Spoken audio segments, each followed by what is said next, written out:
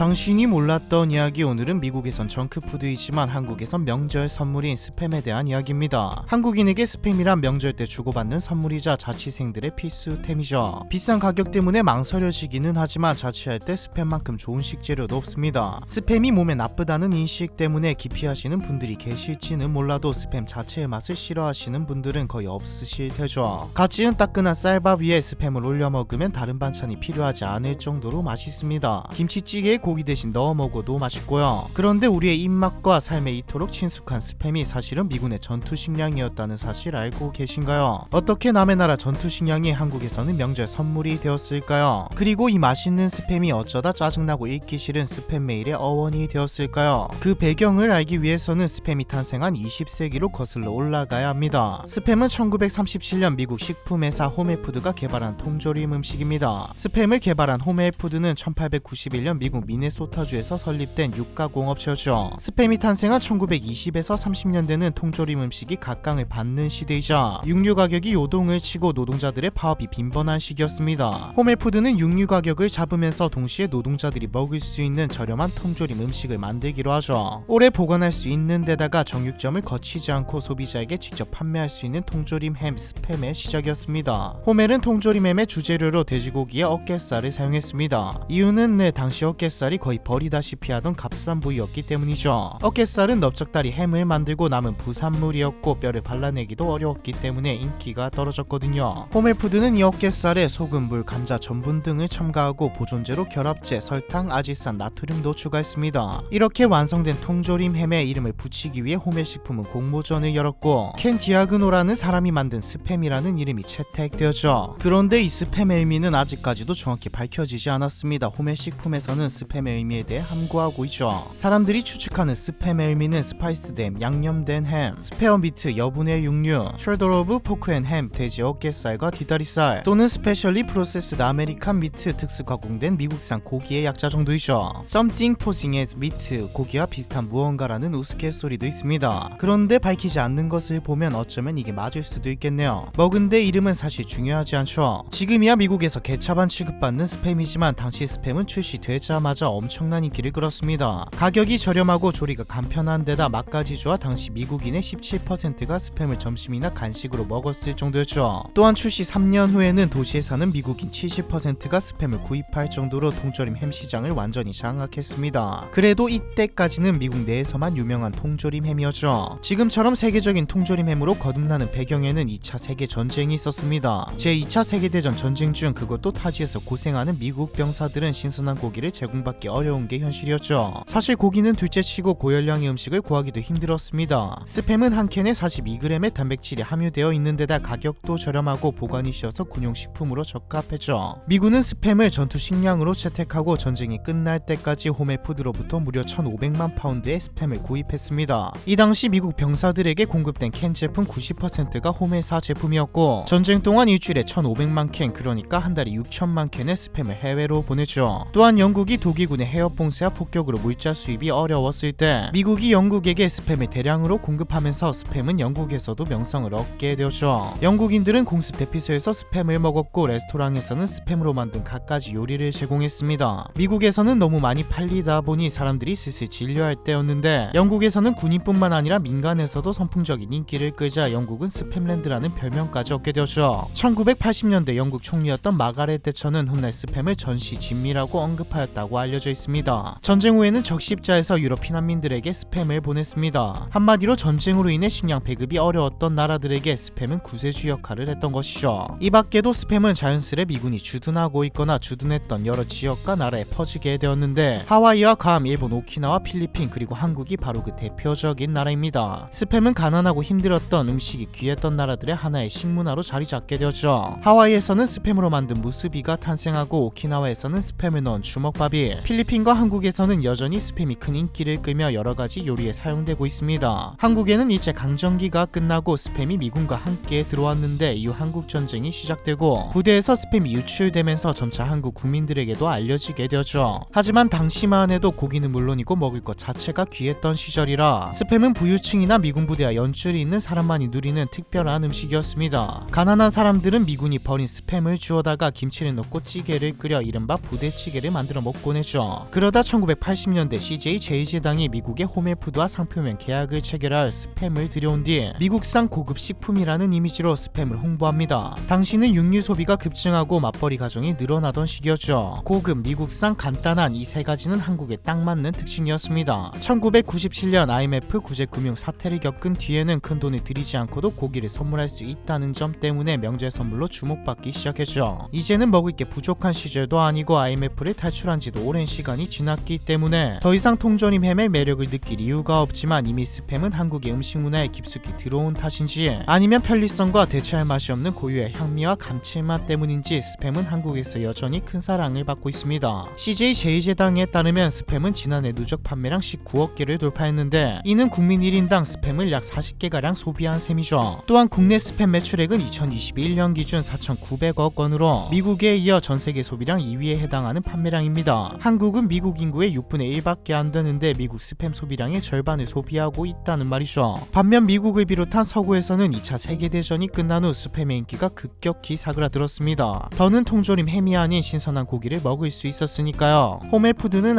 아쉬웠겠죠. 한때 전세계를 호령했던 스팸의 시대가 저물어가고 있었으니까요. 홈앤푸드가 가진 것은 전쟁 당시 벌어놓은 돈밖에 없었습니다. 홈앤푸드는 스팸을 다시 부흥시키기 위해 말도 안 되는 양의 광고를 뿌리죠. 광고가 지나치게 자주 등장하니 사람들은 스팸 광고를 공예로 여겼습니다. 그렇게 무차별적으로 대량으로 뿌리며 짜증을 일으키는 인터넷 메일을 스팸 메일이라 부르게 되었죠. 현재 미국에서 스팸은 불량식품인 정크푸드, 노숙자나 먹는 음식으로 여겨질 만큼 이미지가 상당히 안 좋은 편입니다. 하와이와 필리핀, 일본, 한국에서는 여전히 스팸을 좋아하고 즐겨 먹는 반면 스팸의 고향인 미국 본토에서는 찬밥 신세인 것이죠. 이건 왜일까요? 가장 설득력이 있는 것은 스팸이 빵보다 쌀과 잘 어울려서입니다. 실제로 스팸이 인기가 많은 나라들 모두 쌀을 먹는 나라이죠. 영국과 같은 유럽 국가들은 샌드위치를 자주 먹기 때문에 신선도가 높은 냉장 햄을 더 선호하는 반면 쌀밥을 먹는 한국은 밥과 함께 먹을 수 있는 짭조름하고 기름진 고기를 더 선호하기 때문에 스팸을 좋아하는 겁니다. 스팸의 인기는 한국 특유의 선물 문화와 결부된 것이라는 해석도 있습니다. 김정숙 제주대 생활환경복지학과 교수는 명절에 과일, 햄 등 음식 선물을 주고받는 문화가 외국에는 거의 없다며 어린아이가 있는 가정에도 부담없이 선물하기 편하고 가격대도 3에서 5만원대로 선물로 적절해 명절에 소비되는 수량이 많은 것이라고 말했죠. 또한 한국에서 판매되는 스팸은 미국의 스팸과 맛 자체가 다릅니다. CJ가 홈앤푸드에서 처음 스팸을 들여올 당시에는 홈회사의 제조 공정을 그대로 사용했지만 이후 식감을 위해 고기의 혈관과 힘줄을 제거하고 한국 소비자 입맛에 맞게 기름기와 짠맛을 줄이는 등 변화를 주었죠. 제 생각에는 서양에서도 쌀밥에 스팸 구워서 케첩을 찍어 먹으면 정신 못 차릴 것 같은데 반응을 한번 보고 싶네요. 미국에선 정크푸드이지만 한국에선 명절 선물인 스팸에 대한 이야기, 이번 편은 여기까지입니다.